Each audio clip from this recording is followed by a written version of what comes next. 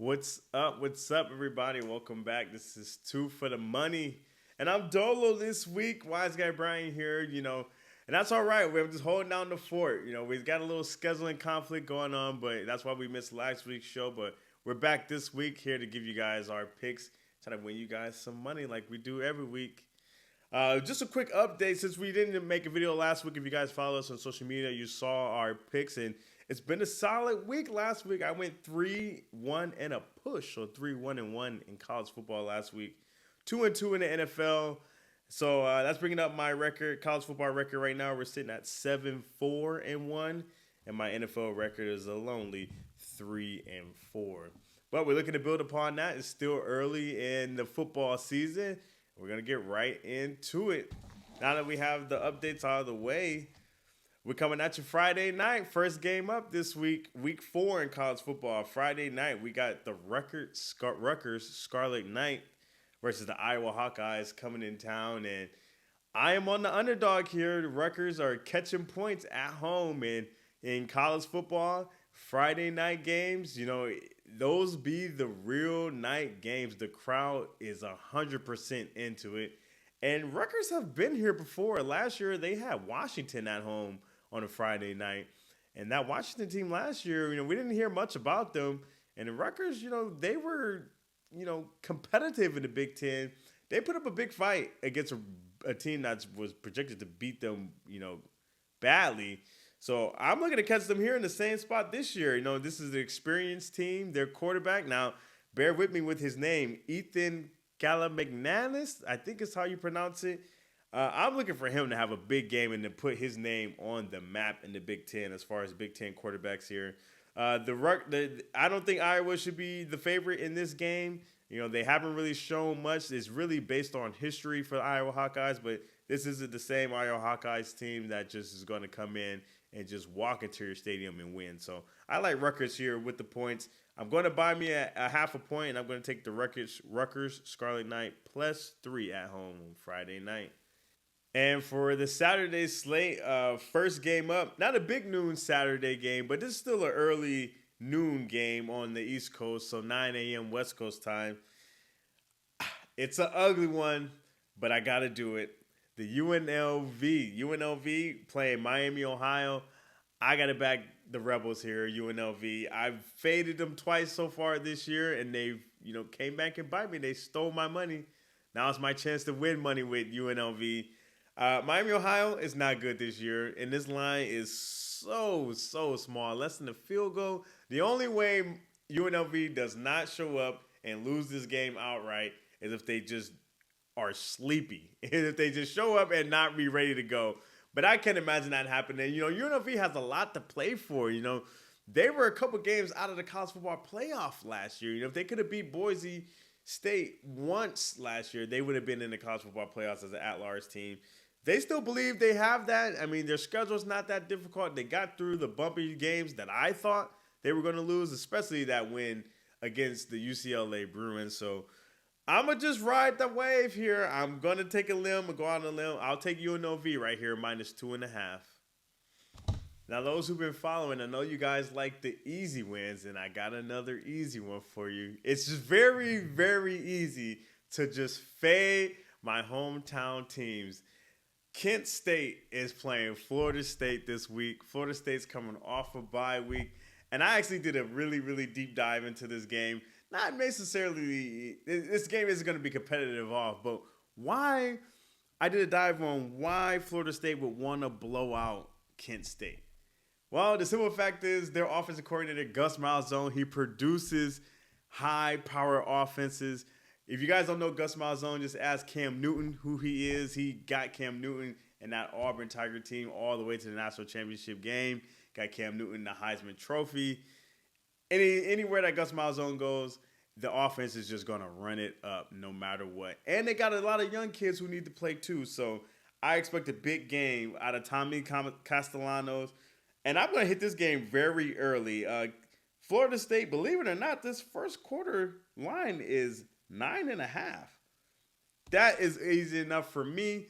Under 2 touchdowns, I got to take Florida State here. Seminoles. Oh, give me Florida State first quarter. minus 9.5.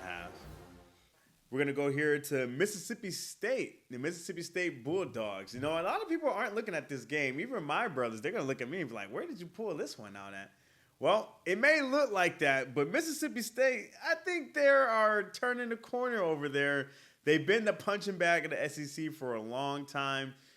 But, you know, their offense is high-powered. They have an experienced quarterback here, and they're playing in Northern Illinois, where last year they upset Notre Dame and put their team pretty much on the map. No one's going to be taking them lightly when they come to town. And then this Northern Illinois team, yeah, they're coming off a bye. They had 2 weeks to prepare for Mississippi State, but it doesn't matter.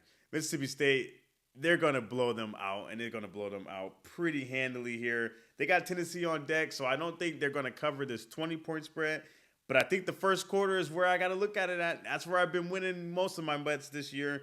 So I'm going to take Mississippi State in the first quarter. Mississippi State minus 6.5 in the first quarter. All we need is one touchdown to get us over. Let's do it, baby. Cowbells. Last game on the college football slate. It's the nightcap. Big Ten football under the lights. Indiana versus Illinois. And this spread is actually pretty surprising here. I did not expect Indiana to be favored by a touchdown over the high-ranked Illinois Fighting Alumni coming in this game. I mean, these are two basketball schools that are ranked in the top 25 in football. Very surprising. This is the first time, I think, in school history that both these teams have been ranked when they face each other this week. And I think this is just a little too high. Yeah, Illinois or Indiana, they love to run up the score. Kurt Segnetti, his teams is go, go, go and run up the scoreboard, make it look sexy as much as you can. But I don't expect them to be blowing out tougher competition in the Big Ten. And that's what they got here. They got their first real test on the season with Illinois. And Illinois has already been battle tested. They went to Duke and they were down at halftime and ended up winning that game pretty handsomely. So they're used to adversity. Even if the score is pretty crazy to start the game, I expect this game to be less than a touchdown. I'm going to take Illinois to cover here. Give me Illinois, and I'll make it official. I'm going to buy a point and give me the touchdown. I'm going to take Illinois plus 7 versus Indiana. NFL this week. So my NFL record, just like last year, it started out on a rocky boat, but you got to trust the process. You just got to keep on knocking. It's still early in the NFL. There's a lot of injuries out there. There's a lot of teams that are still getting in shape, but there also are some big games. And here we go. First game up, rematch of the NFC playoffs last year. The Rams at Philadelphia. I am on the Rams side. I'm very big on the Rams this year. The Rams, they come in, they added Devontae Adams to that offense and replaced Cooper Kupp. All Matthew Stafford has to do is stay healthy. And as you see, the Eagles, they're not really playing sexy football right now. Their coach said they're just doing whatever it takes to win early. You're not going to win them all. There's going to be some tough games that they lose. I think the Rams are going to be very motivated and highly prepared to go into Philly and bring them a really, really tough game. The spread is at 3.5. I'm going to take it at 3.5. I think the Rams keep this game close. They might even win it outright, but I'll go official. Give me the Rams plus 3.5. 1 o'clock kickoff here, and my next game, I'm going to take the Seattle Seahawks here. They're at home. I'm not the biggest Sam Darnold fan. You know, he played good in Minnesota last year. He's got Seattle looking pretty good. I was fading them last week against the Steelers, but they went into Pittsburgh and they got the job done. The running game looks good. The defense is good. They just kind of blew that first game. They should be sitting here 2-0. And if they were 2-0, this line I think would be more bigger than what it is. Even though I'm not the biggest Sam Darnold fan, I think Sam Darnold is better than Spencer Rattler. So I'm just going to take the home team here, keep it safe. I do have Seattle in a Survivor League, so I do want them to win, but I also want them to win by margin. So I'll lay the 7. Give me Seattle minus 7. I remember betting this game last year, and I picked the side. Now, when the NFL is early and you got these fishy lines, you kind of want to stay away from the sides just because you don't really know the outcome of who's going to win. But I do expect a lot of good football and a lot of good defense in this division game here. I'm talking about the San Francisco 49ers and the Arizona Cardinals. Arizona went to San Francisco last year and pulled out the craziest win when they beat them last year in week 3. This season, you got the 49ers. They're coming back home off a road trip. Everybody's banged up already. You got the quarterback banged up. George Kittle's missing. And Kyler Murray and the Cardinals, they're sitting here undefeated, but they have not played good. They haven't even covered. 2 weeks in a row, they have not covered. So they're the underdog here. I would love to back them, but I just think the under is the best bet in this game. And it's sitting at 45.5. The line hasn't moved. I'm going to take that half a point and make it 46. So my official play would be Arizona and San Francisco under 46. And that's a wrap right there. I hear the rain outside. Don't let them tell you it always rains in California just when everyone's sleeping when we're recording these videos. Shout out to my guy, Wise Guy Frankie. He will be back. You will see his post online. If you go follow our betting page, it's at Cat Betting on Instagram. You'll see it posted right here.